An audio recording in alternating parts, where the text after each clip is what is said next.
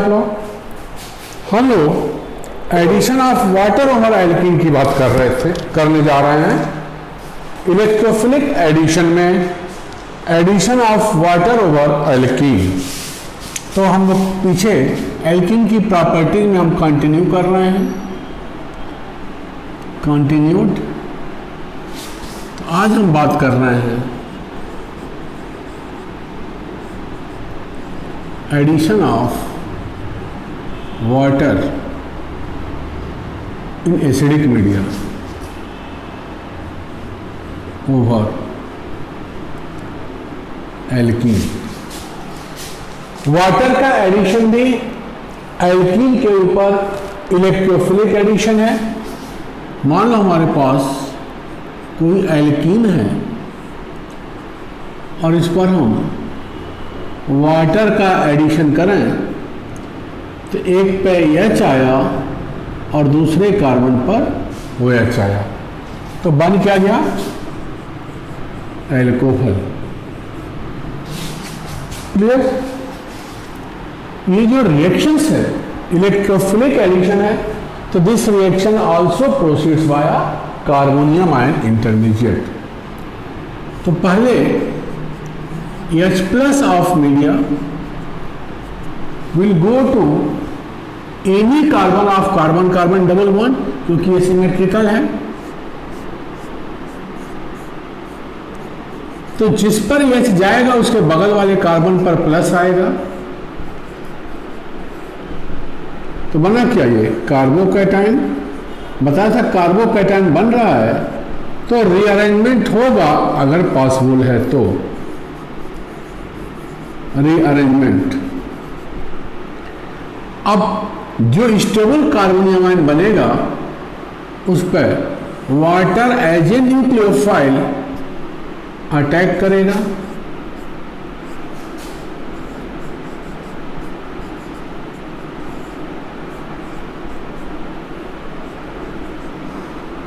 फिर यहां से शुरू में हमने प्रोटॉन दिया है, प्रोटॉन निकल गया और एल्कोहल बन गया। ये वही है जो ये है, क्योंकि सिमेट्रिकल स्ट्रक्चर है। चाहे ऐसे लिखो या वैसे लिखो, बात एक ही है। तो रिएक्शन में स्टेप्स कितने हैं? तो steps involved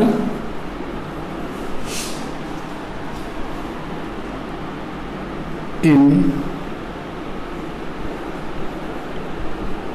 addition of water over alkene, इसी को कहते हैं बेटा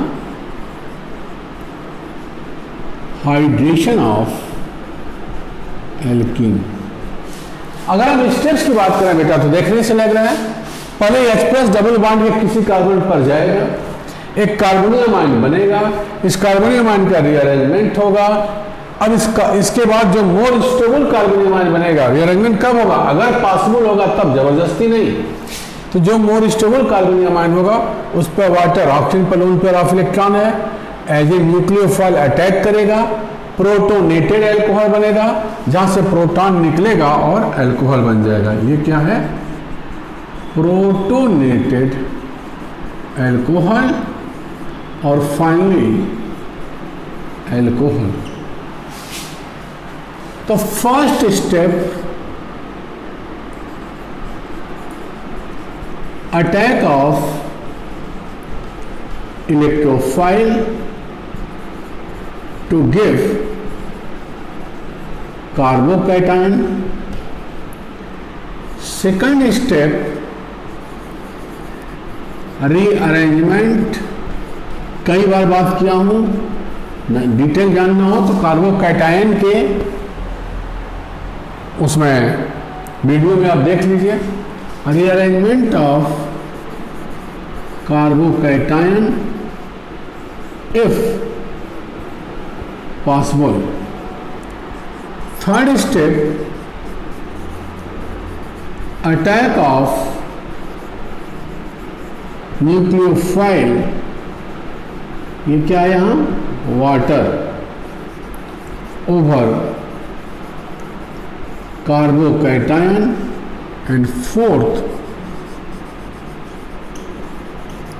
रिमूवल ऑफ प्रोटॉन फ्रॉम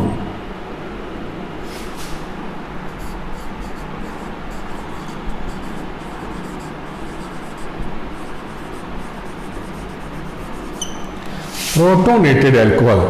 जब न्यूक्लियोफाइल कार्बोकैटायन पे अटैक करेगा तो क्या बनेगा, प्रोटोनेटेड एल्कोहल। तो ये 4 स्टेप्स होते हैं during electrophilic addition of water over alkene. कोई एक उदाहरण ले लो।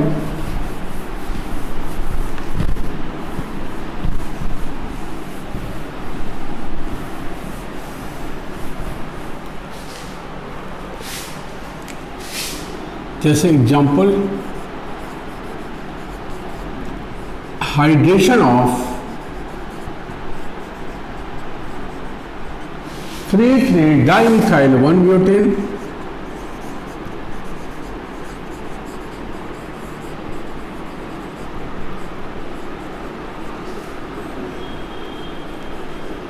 स्टेप 1 माने S प्लस जाएगा, कहाँ S प्लस जाएगा, डबल बॉन्ड के उस कार्बन पर जहाँ हाइड्रोजन ज़्यादा है और बगल वाले कार्बन पर पॉजिटिव चार्ज डेवलप हो गया।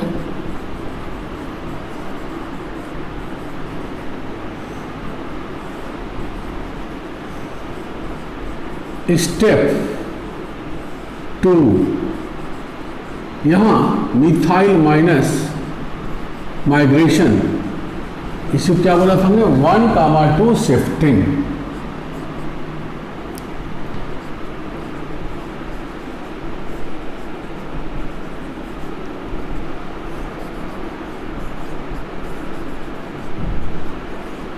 तो methyl migration will give more stable 3-degree carbocation. This is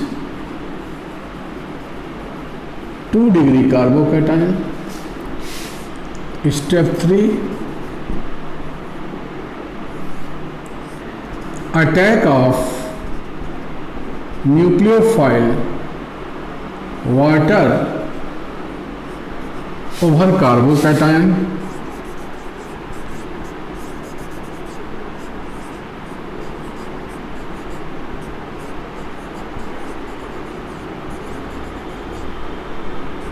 To give this protonated alcohol, or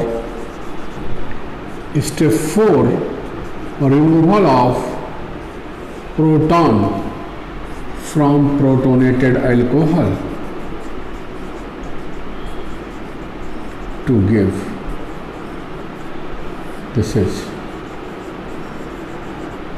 product.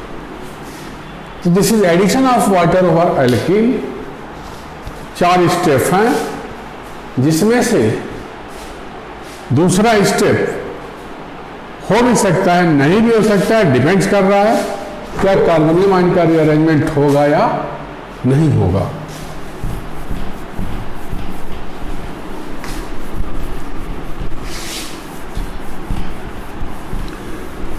Similarly एक दूसरा एग्जाम्पल लेते हैं।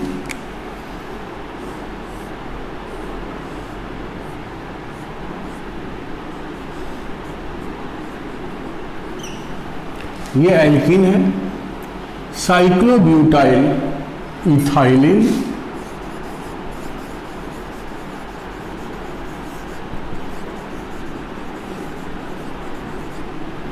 इस पर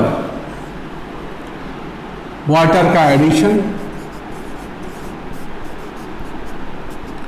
तो प्रोडक्ट क्या होगा, वही step 1, S plus double bond तो उस कार्बन पर जाएगा जहां हाइड्रोजन ज्यादा है,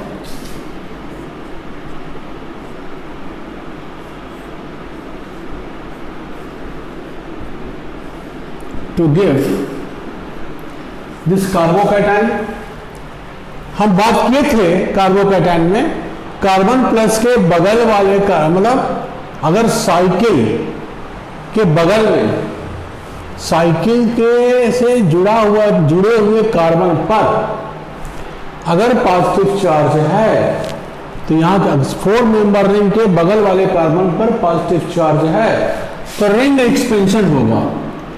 ये जो बॉन्ड है मैं इंडिकेट कर दे रहा हूं, ये बॉन्ड यहां से टूट करके इसके ऊपर आ जाएगा तो जहां से टूटेगा वहां पॉजिटिव चार्ज आ जाएगा और ये बॉन्ड बट जाएगा तो यहां इसको कहते हैं बॉन्ड एक्सपेंशन। रिंग के बगल में पॉजिटिव चार्ज है तो बॉन्ड एक्सपेंशन होता है and this bond expansion is followed by rearrangement. देखो 4 मेंबर रिंग 5 मेंबर में हो गया, पॉजिटिव चार्ज यहां आया, अब यहां रीअरेंजमेंट होगा क्योंकि ये 2 डिग्री कार्बोकैटायन है। क्या है? 2 डिग्री कार्बोकैटायन। यहां से अगर हम हाइड्राइड आयन शिफ्टिंग कर दें इसके ऊपर H minus migration, this is said to be 1,2 shifting. So this H minus migration will give 3 degree carbocation. तो ये हो गया रीअरेंजमेंट का पार्ट।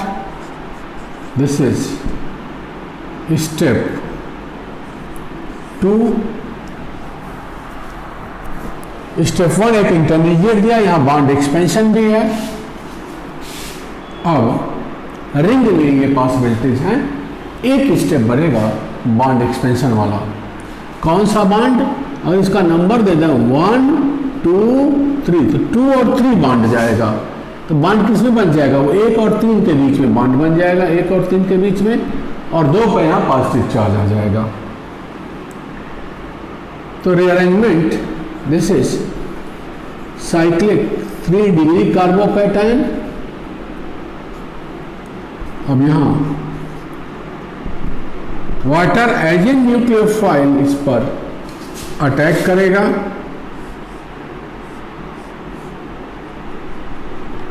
यही वाला है ये bond. CH3OH plus, this is cyclic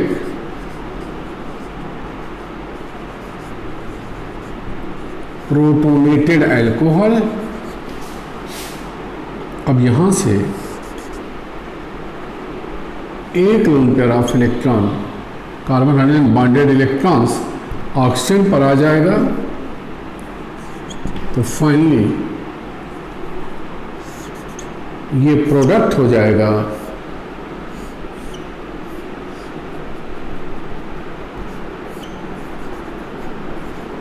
ये।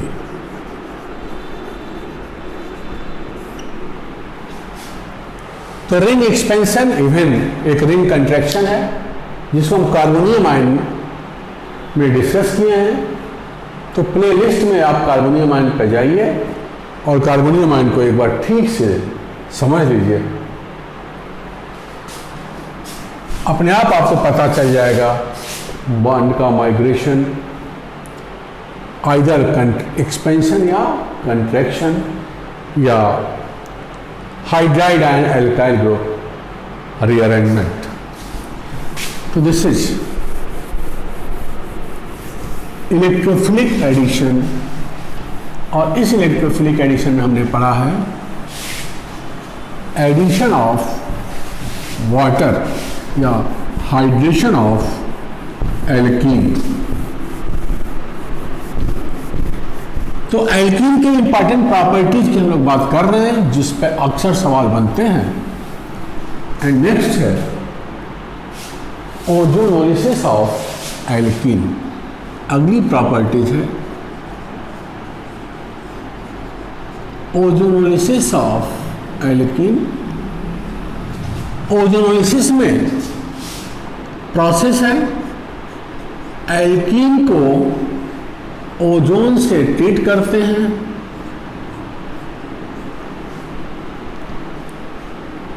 This results into formation of ozonide. फिर इसका जिंक वाटर क्लीवेज करते हैं, इस तरह से ये बॉन्ड क्लीव होता है, तो बन जाता है हम लोगों के पास ये carbonyl compound plus zinc oxide. Zinc क्या है? रिड्यूसिंग एजेंट है, इस ऑक्सीजन को लेकर के जिंक ऑक्साइड देता है। यही क्लीवेज हम डाइमिथाइल सल्फाइड के साथ भी करते हैं, तो डाइमिथाइल सल्फाइड भी कार्बोनिल कंपाउंड देता है, साथ साथ डाइमिथाइल सल्फॉक्साइड बनाता है, DMSO। एक एग्जाम्पल लेकर के समझने की कोशिश किया जाए। ये एल्कीन है,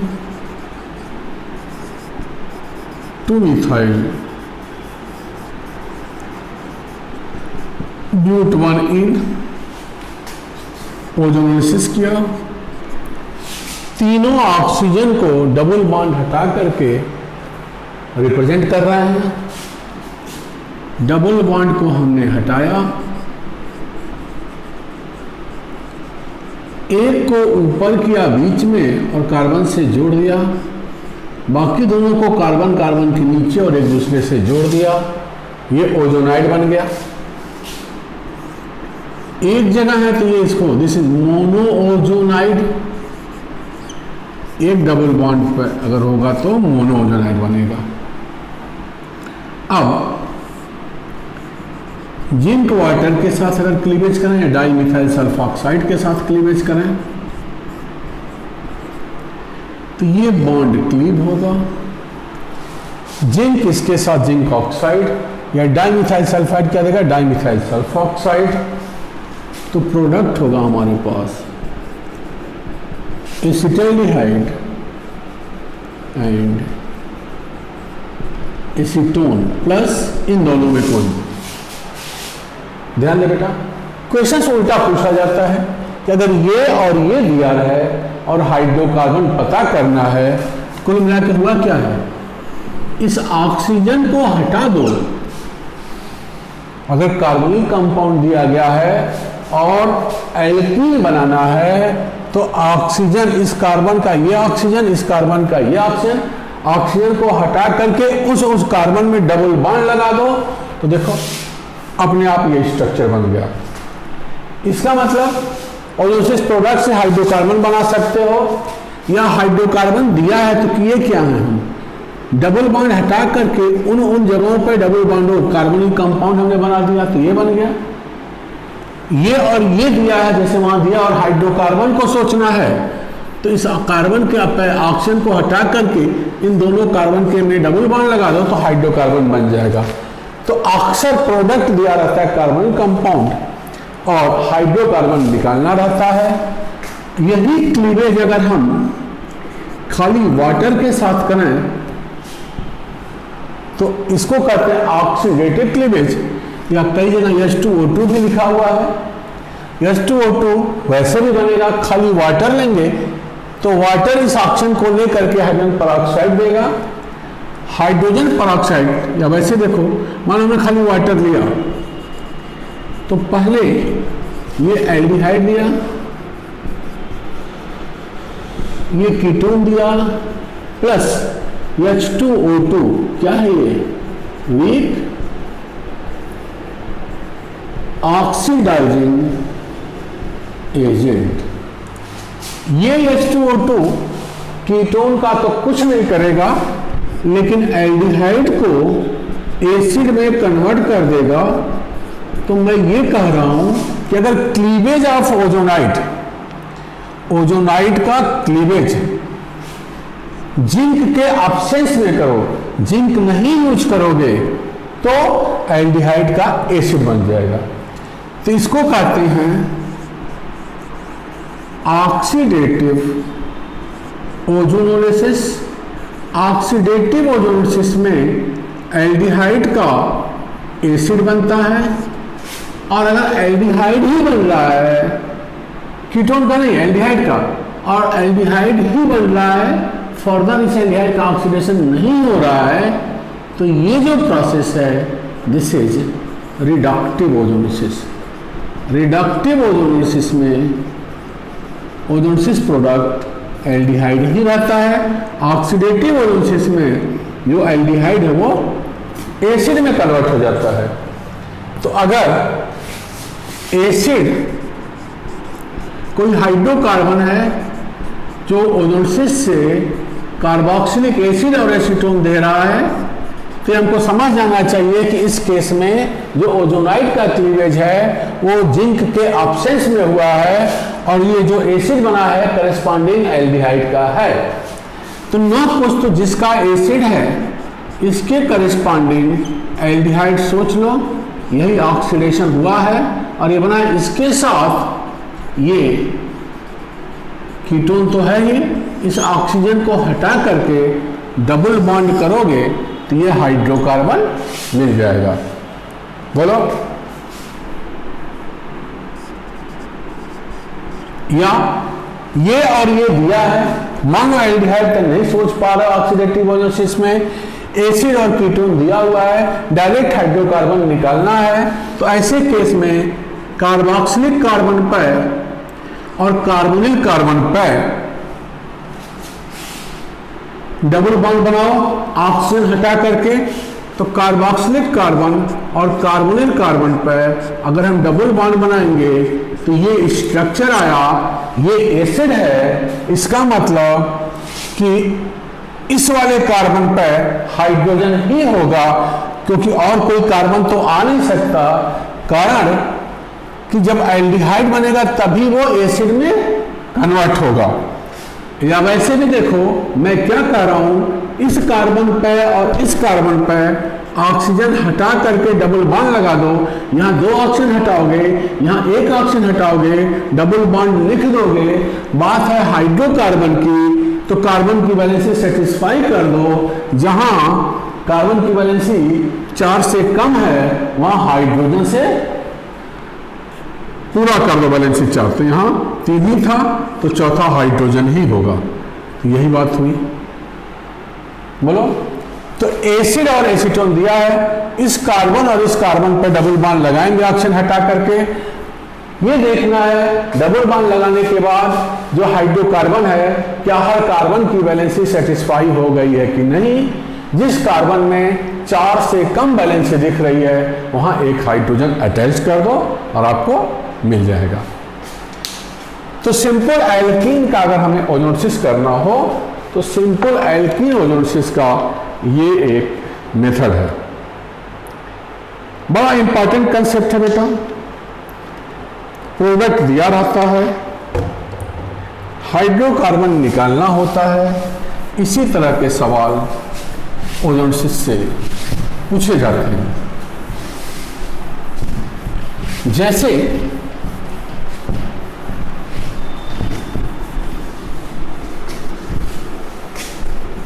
मान लो कोई ये पूछे कि वो कौन सा हाइड्रोकार्बन है जो ओजोनोलिसिस से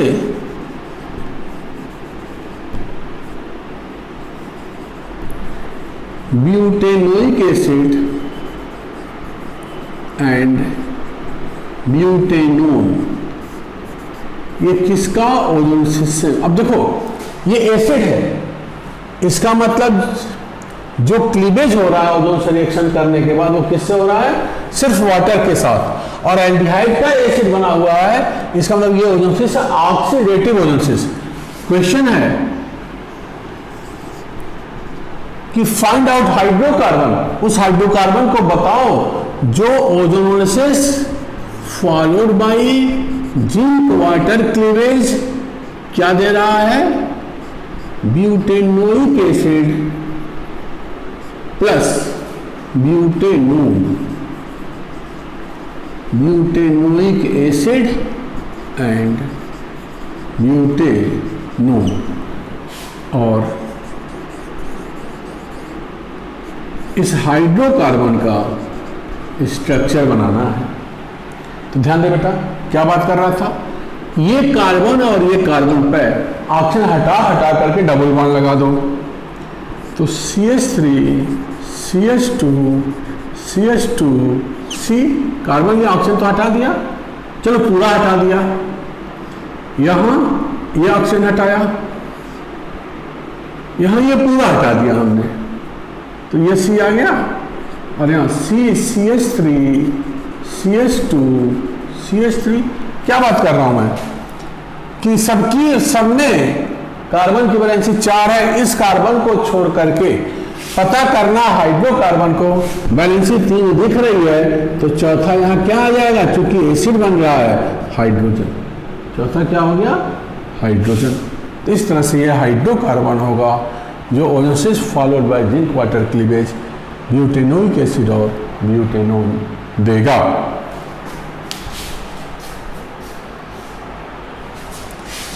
इसी तरह से कई स्ट्रक्चर्स हाइड्रोकार्बन्स के दिए रहते हैं, और उन स्ट्रक्चर से हमें पता करना होता है कि ओजोसिस प्रोडक्ट क्या होगा।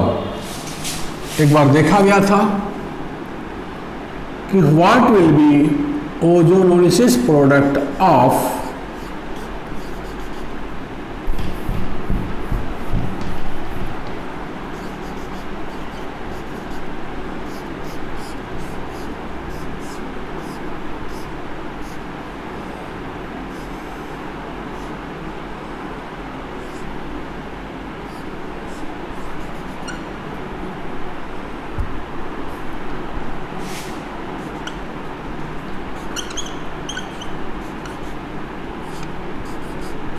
This hydrocarbon. अगर इस हाइड्रोकार्बन के ओजोसिस प्रोडक्ट को पूछा जाए तो हम कर क्या रहे हैं, वो भी oxidative ओजोसिस, ozone followed by sorry reductive ओजोसिस। Zinc water बन आ गया माने रिडक्टिव ओजोसिस है, और अगर एल्डिहाइड बन रहा है तो एल्डिहाइड ही रहेगा, वो एसिड में कन्वर्ट नहीं होगा। तो ये डबल बॉन्ड को हटा करके हर तरफ क्या लगाना है हमको, ऑक्सीजन। तो ये हो गया CH3 CH3 डबल बॉन्ड हो, प्लस ये वाला पार्ट देखो बेटा CO CHO, ये वाला पार्ट, यहाँ भी ऑक्सीजन, यहाँ भी ऑक्सीजन, इस कार्बन पे भी oxygen, C double bond O CHO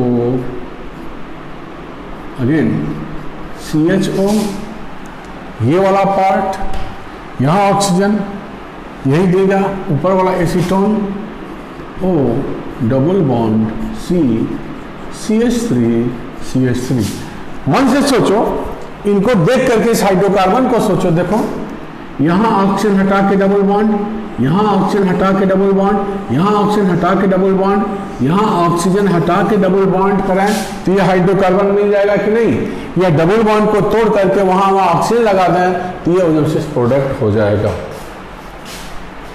तो ओजोसिस के बारे में अगेन और क्वेश्चंस या डिटेल जानना है तो हम लोग डिस्कस किए हुए हैं ओजोसिस के वीडियोज में।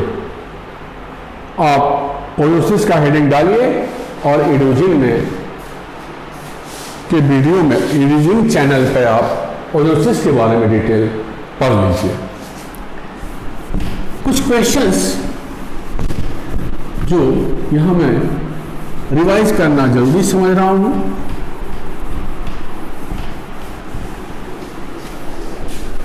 और वो है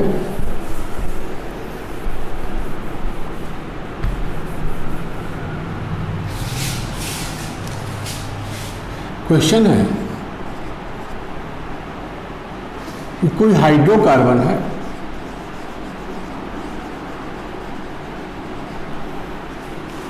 A adds 2 moles of H2। कोई hydrocarbon 2 moles of H2 add कर रहा है, इसका मतलब कि इस हाइड्रोकार्बन में या तो ट्रिपल बॉन्ड होगा या डबल बॉन्ड होगा।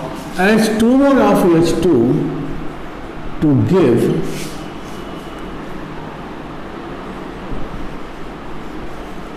2-methyl butane। Clear? This hydrocarbon on ozonolysis followed by zinc water cleavage gives formaldehyde and 2-keto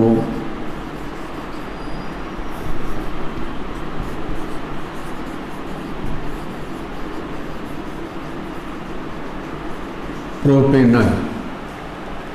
ये देखने से लग रहा है कि ये जो कंपाउंड है इसमें एक ऐसा यूनिट है जिसमें 2 कार्बोनिल ग्रुप है, 2-कीटो प्रोपेनॉल। ये फॉर्मल्डिहाइड माने CH2 double bond O, total carbon product में आ रहा है 5। 2-मिथाइल ब्यूटेन में कितने कार्बन आएंगे? 5।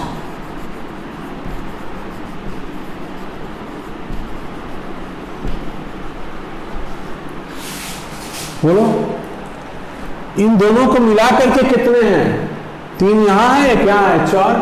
5 लाने के लिए कंफर्म हो गया कि इसका मतलब यहां भी ऑक्सीजन है, यहां भी ऑक्सीजन है। ये फॉर्मल्डिहाइड मोनोकार्बोनिल है, यहां भी डबल बॉन्ड बनाएगा, यहां भी बनाना है, तो ये नून हो जाएगा कि इसका 2 मोल होगा यहां। अब इसको बीच में करो, एक इसको हटाओ फॉर्मल्डिहाइड के ऑक्सीजन से, दूसरे को इसको हटाओ फॉर्मल्डिहाइड के ऑक्सीजन से, मतलब ये 2 मोल्स में ऐसे अरेंज कर दो CH2 डबल बॉन्ड O और यहाँ भी CH2 double bond O। Oxygen हटा करके जो मैं बात कर रहा हूँ डबल बॉन्ड लगाओगे तो आपका A का स्ट्रक्चर निकल जाएगा। CH3C double bond CH2, CH double bond CH2। This is 2-methyl buta 1,3-diene। ये सब कुछ कंसेप्चुअल अप्रोच है जिसको ओजोनोसिस में जानना जरूरी है। कंसेप्चुअल वर्ड भी कुछ हैं जो ओजोनोसिस के लिए जानना जरूरी है, जो मैं कुछ वर्ड को यहाँ रिवाइज करूँगा। और वो ये इसी कंसेप्ट का कि अगर ऐसा कोई ओजोनोसिस प्रोडक्ट है जिसमें 1 मोल ऐसा हो रहा है जिसमें 2 कार्बोनिल ग्रुप हो, 1 मोल ऐसा है जिसमें 2 कार्बोनिल ग्रुप हो, तो उसके साथ हाइड्रोकार्बन बनाते वक्त और क्या क्या इंफॉर्मेशंस होने चाहिए। ध्यान दे बेटा, मान लो स्टेटमेंट 1 अगर हम ये सोचें कि कोई हाइड्रोकार्बन है जो ओजोनोसिस से 1 मोल ऑफ सिमेट्रिकल डाइकार्बोनिल दे रहा हो and A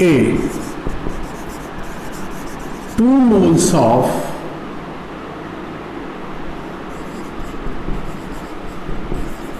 similar carbonyl compound,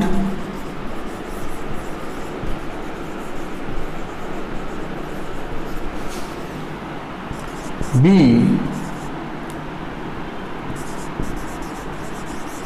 similar monocarbonyl be 2 moles of different monocarbonyl compounds। तो ध्यान दो बेटा, सिमिलर और डिफरेंट की बात हो रही है। जैसे अगर हम ए कंडीशंस की बात करें, सिमेट्रिकल डाई कार्बोनिल, ये दोनों सेम हैं, ये RH भी हो सकता है या कोई एल्काइल भी हो सकता है। बना रहे हैं इसके साथ सेम कार्बोनिल कंपाउंड, मे भी एल्डिहाइड हो, कीटोन हो, बट जो हो एक हो वही दूसरा हो।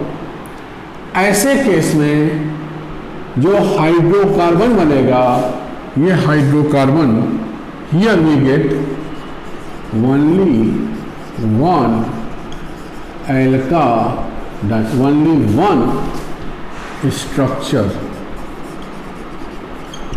Of एल्का diene.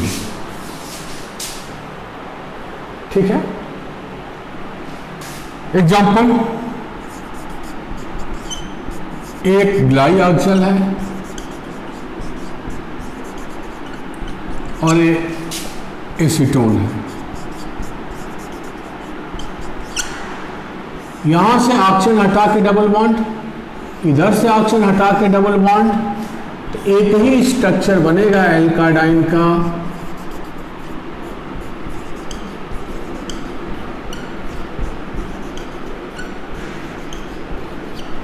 ये तो सिमेट्रिकल डाई कार्बोनिल और ये दोनों मोल जो मोनोकार्बोनिल के हैं सेम हो। सेकंड कंडीशन, फर्स्ट कंडीशन हो गया, सेकंड कंडीशन वही है क्या, 1 mole of symmetrical dicarbonyl तो बनेगा, इसके साथ 1 mole of symmetrical dicarbonyl and ये दूसरा वाला कंडीशन आ जाए R, 2 moles of different monocarbonyl. अब मान लो ऐसे केस में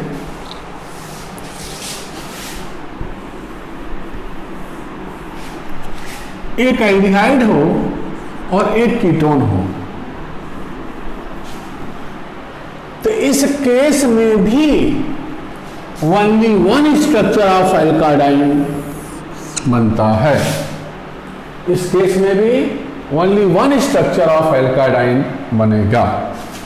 फॉर एग्जाम्पल, अगर ये स्ट्रक्चर है तो एल्काडाइन बनेगा RCH double bond CR double bond RR। Example, मान लो ये सिमेट्रिकल है, ये स्ट्रक्चर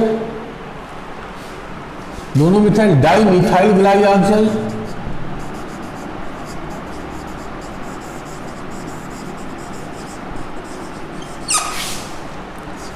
ये एसिटल्डिहाइड है। ये बेटा कहने का ये मतलब है कि चाहे एसिटल्डिहाइड यहां रखो या इस साइड में रखो, जब यहां एसिटल्डिहाइड रखोगे तो यहां क्या रख दो, मान लो एसीटोन, कीटोन, ये वाला इथेनल प्रोपेनोन, ये और ये डबल बॉन्ड, ये अगर यहां रखो या यहां रखो, जब डबल बॉन्ड बनाओगे इसके साथ या ये वाला इसके साथ, तो जो स्ट्रक्चर होगा इसके पोजीशन को चाहे यहां वहां कर दो, लेकिन दोनों स्ट्रक्चर आइडेंटिकल स्ट्रक्चर्स बनेंगे। इनके पोजीशन को बदलने के बाद भी जो स्ट्रक्चर्स बने हुए हैं वो आइडेंटिकल स्ट्रक्चर्स ही बनेंगे। माने यहां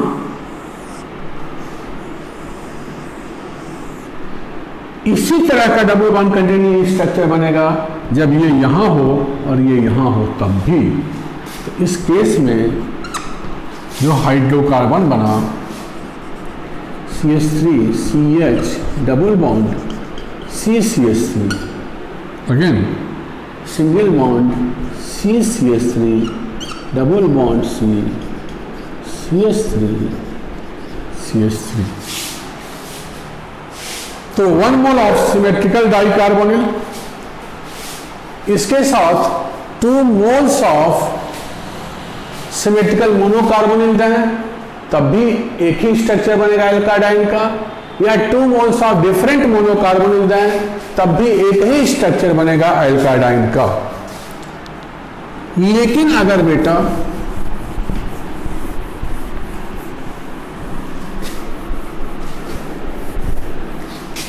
अगर ये सिमेट्रिकल के बजाय अनसिमेट्रिकल हो जाए,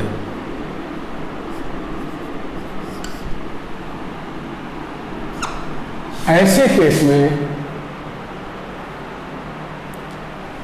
ये वाला कंडीशन अगर है 2 मोल्स ऑफ सिमेट्रिकल मोनोकार्बोनिल है तो एक ही बनेगा एल्काडाइन। अनसिमेट्रिकल जैसे मान लो 1 मोल ऑफ अनसिमेट्रिकल डाइकार्बोनिल और पहला कंडीशन 2 मोल्स ऑफ सिमेट्रिकल मोनोकार्बोनिल।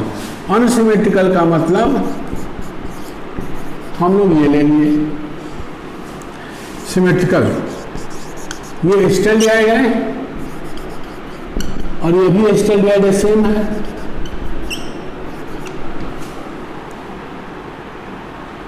तो ये डबल बॉन्ड करो, ये डबल बॉन्ड करो, इस केस में भी एक ही एल्काडाइन का स्ट्रक्चर बनेगा और वो हो गया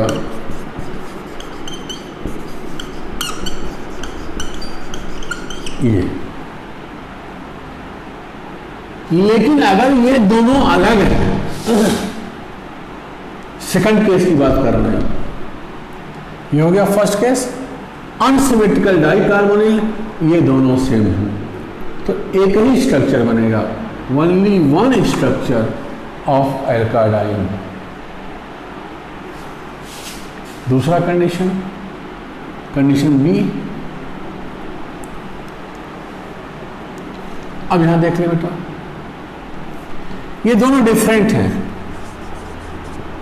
मान लो एक एसीटोन है और एक एसिटल्डिहाइड है, तो फर्स्ट केस में तो ये बना, एसीटोन को यहां कर दें, एसिटल्डिहाइड को यहां कर दें, ये यहां डबल बॉन्ड बनाया और ये कार्बन इस कार्बन के साथ डबल बॉन्ड बनाया, तो एक स्ट्रक्चर ये बना।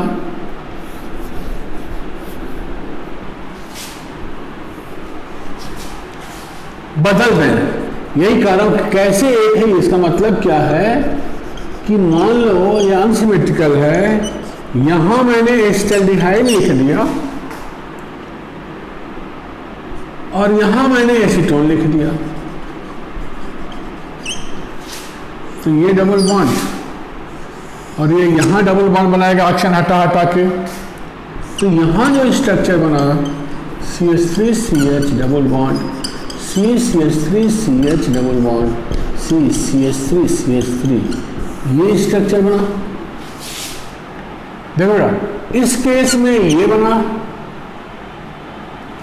इसको देखेंगे तो ये स्ट्रक्चर बना इस आधार पर। ये दोनों क्या हैं? आइसोमर हैं, आइडेंटिकल नहीं है।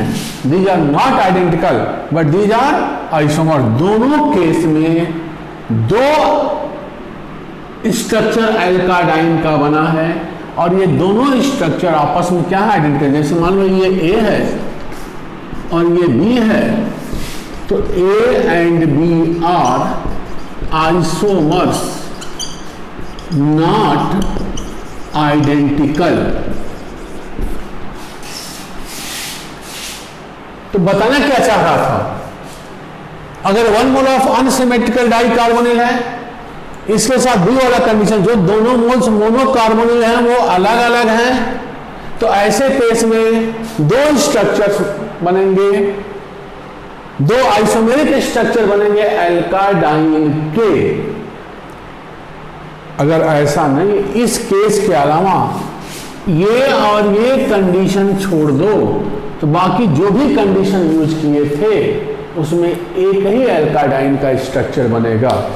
तो सोचना पड़ेगा कि जब ओजोनोसिस का क्वेश्चन दिया गया है और एल्काडाइन स्ट्रक्चर्स बनाना है तो दिमाग में ये रखना है कि जो डाइकार्बोनिल है वो सिमेट्रिकल है कि अनसिमेट्रिकल है।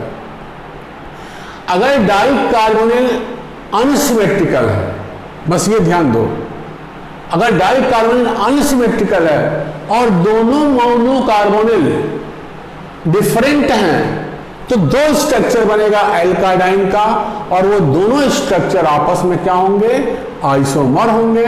अगर आइसोमर्स की बात करें तो इस केस में ही सिर्फ बनेगा आइसोमर। किस केस में, जो अभी बात किए थे, क्या अगर कोई हाइड्रोकार्बन ओजोनोलिसिस से 3 मोल्स ऑफ डाइकार्बोनिल दे रहा है amongst which